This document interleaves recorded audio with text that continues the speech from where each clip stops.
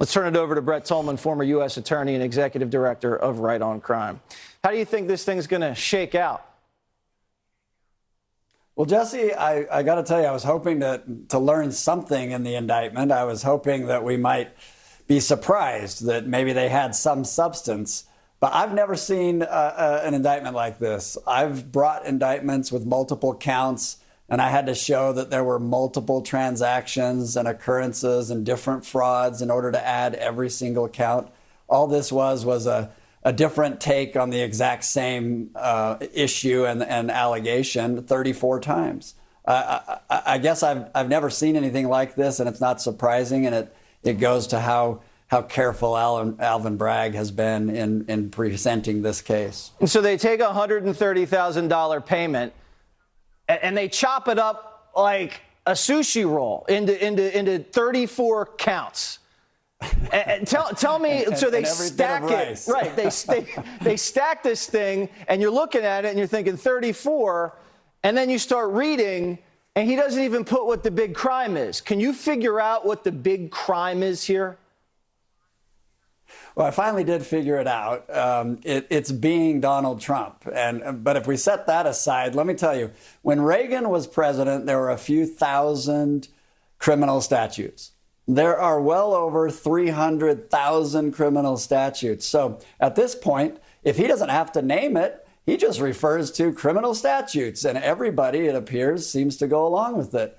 It's a sad day, but it's also tragic because we're now seeing finally out in the open what has been happening for decades, and that's prosecutors who have little accountability and they have no transparency, wielding their power with no repercussions for how they wield it. I mean, this is like when Mueller came out to testify at the hearing, and he was just like, he had no clue what he'd been doing for the last 2 years.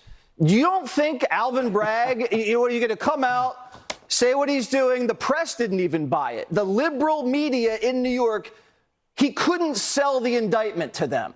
They asked him 3 questions, and he skedaddled away to dinner.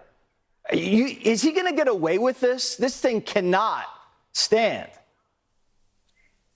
Well, Jesse, the rules and laws in this country to hold a prosecutor accountable have been so whittled away. Legislatures have been giving them power and strengthening qualified immunity to the point that Alvin Bragg has no fear. While he's in office, he presented it to a grand jury. So for all he cares, he's presented something, and the grand jury is the one that you need to blame if it turns out to not have merit. And that's the problem with this system. But you and I both know what's happening here is a line that's being crossed. You can't put this genie back in the box. And do I think that other prosecutors are going to bring charges against politicians they don't like? Yes, and the Clintons will be at the very top of the list. Yeah, they better make sure their books are clean. I doubt they are, but they better make sure. Thank you so much, Brett. Scrub. Start bleaching, crooked. Let's go. Let's turn it over to Dan Bongino.